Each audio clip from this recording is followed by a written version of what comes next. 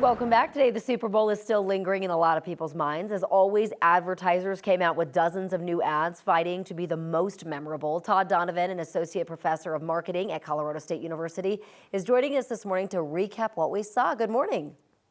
Good morning. Good to see you. Good to see you too. All right, what was your favorite commercial?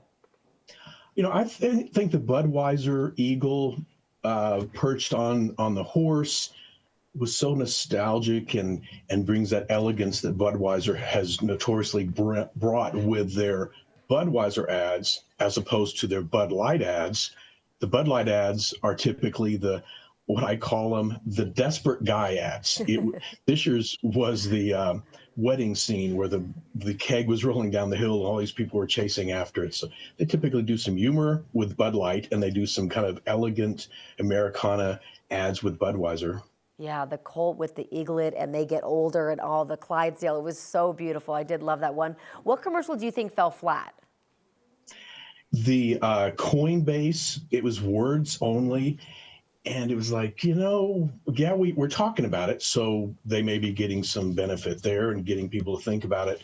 But it really was just flat. People are not going to remember it. Yeah, the Budweiser we're going to remember later. Pepsi you're going to remember later.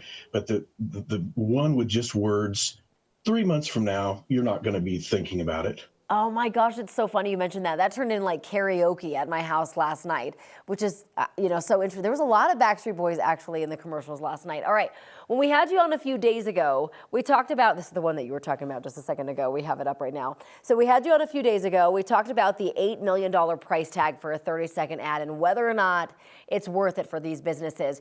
We got a comment from a viewer questioning that price tag, especially when the game was so lackluster. A lot of people didn't even watch to the end. Do you still think it was worth it for these companies?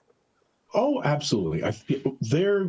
Even if they're not getting 126 million, although some of the predictions right now on the web, it's going to take a few days for Nielsen to finally get the final adjusted numbers. Even if they get 100 million viewers watching that, if they get a portion, if they get 10 million people that go out there and eventually buy that brand, doesn't have to be this month, could be over the next 6 months, they're going to make their money back and hopefully gain some notoriety, some prestige because they're associated with the biggest TV event of the year. All right, we only have a couple seconds left here, but any honorable mentions that you want to throw out there?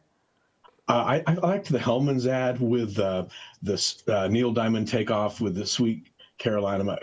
I forget the wording of it exactly, but most of us know that, and the Boston Red Sox play that song at the end of the seventh inning stretch, and it's a nostalgic song and that's one thing I wanted to maybe just briefly share with you is there was a lot of nostalgia in last night. A lot of with Jurassic Park, the Dunkin' Donuts having all the sitcoms from the 90s and some 80s. So anyway, it was just those kind of things stood out, and we'll probably be talking about those for a while. Yeah, as we mentioned, the Backstreet Boys. I mean, nostalgia always wins, I feel. So really love your take. Thank you so much for joining us. Appreciate it.